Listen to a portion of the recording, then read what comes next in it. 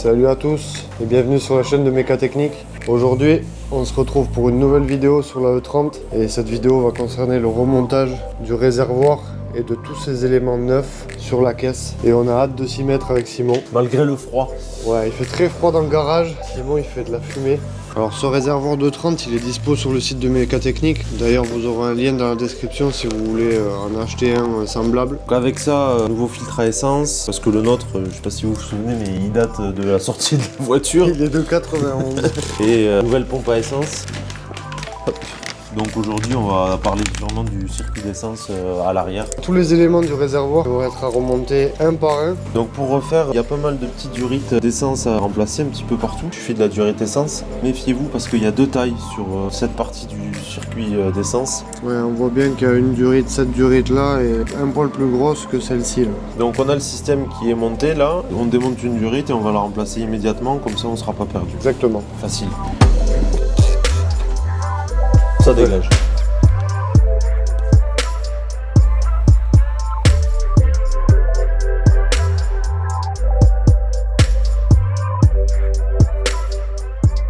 Notre assemblage réservoir tampon et alimentation en carburant, durite et compagnie sont remontés. On va vous montrer comment les faire passer sur la caisse pour alimenter le réservoir qui sera placé ici en dessous de la banquette évidemment. Donc en fait le réservoir tampon il vient se loger dans une petite encoche qu'on peut voir ici là-bas derrière le bouchon de remplissage. Ensuite il vient se boulonner tout bêtement ici en haut à la caisse et les durites de carburant vont courir ici tout le long en fait. Là où il y a mon doigt.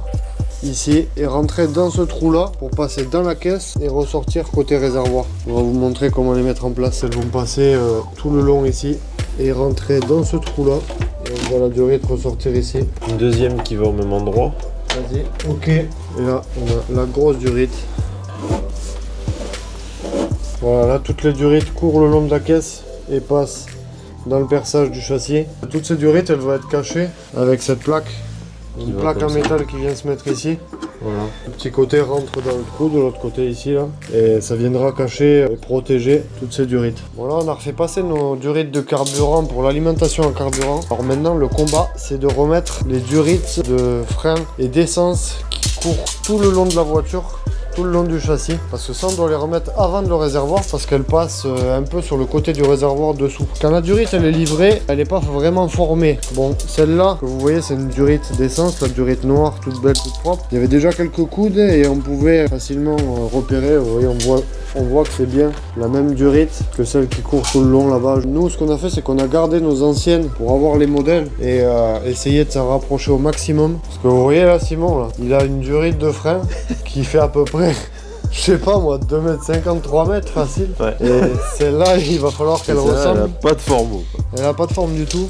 Il va falloir qu'elle ressemble à celle-ci. C'est celle-ci en fait. Donc là, on va devoir lui faire prendre les plis. En la travaillant un petit peu doucement, on va essayer de se rapprocher au maximum de ce qu'on doit faire. Vous voyez, on l'a travaillé un petit peu. On peut arriver à faire des jolis coudes comme ils doivent être. Donc on va faire ça pour tout le long de la durite. Et on vous filmera le résultat final. Voilà, notre occupation. L'ancien assemblage de conduite à droite et le nouveau à gauche avec des clips neufs. Il manquera encore quelques petits angles à refaire, mais dans l'ensemble, ça ressemble quand même beaucoup au montage. Il faudra faire attention, histoire que les olives des conduites de frein, elles tombent au bon endroit. Mais là, déjà, on va pouvoir essayer de les placer sous la caisse et regarder comment ça se goupille là-dessous. Déjà, ça le fait. Sous la caisse, ça va le faire. Là, on se retrouve sous la voiture avec Simon. On est en train de replacer tous les clips qui tiennent les conduites. Là-bas, vous en voyez un peu plus loin. Simon en a déjà remis un. Toutes les conduites passent le long de la voiture. Côté conducteur, elles partent jusqu'à la baie moteur à l'avant. On va continuer de les mettre en place. On peut pas trop vous filmer tout ça parce que franchement, c'est compliqué de le faire. Mais là, vous voyez un peu le cheminement des durites. Bon, on va pas vous mentir, c'est un peu compliqué à faire. Hein. On a vu pire quand même. On a vu pire, mais c'est un peu long et fastidieux, on va dire. Bon, ça y est, après un petit combo, on a réussi à router toutes nos durites de l'arrière vers l'avant de la voiture. Simon est sous la voiture. Je fais du detailing de conduite rigide. De conduite rigide, il enlève toutes les petites étiquettes qui restent. Comme vous pouvez voir, là on a mis en place le T de distribution des freins. Donc la conduite elle part ici tout le long. Elle court tout le long de la voiture là-bas avec les autres durites neuves jusqu'à l'avant. Ça déchire grave, non? Ouais, et là maintenant on est tout excité parce qu'on va remonter le nouveau réservoir. Ça va ressembler à du porno pour nous. Ça risque d'être sacrément classe. En piste. Vous avez vu ça les gars un peu? Ça y est les gars, notre superbe réservoir tout neuf est en place. Et regardez-moi ça, le contraste entre le châssis noir et le réservoir, c'est vraiment trop bien. Là, qu'est-ce que tu vas nous faire Simon? Je relie le remplissage au réservoir.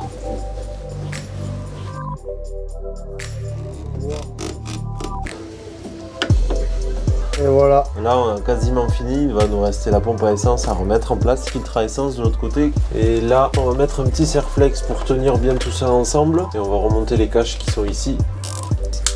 Et là on a le cache qui vient se mettre par dessus. Alors lui il est censé carrément s'emboîter là-bas dans le trou. Voilà notre plaque remise. Voilà notre assemblage entièrement réinstallé. Gros big up à toute l'équipe de Mécatechnique pour ce superbe réservoir.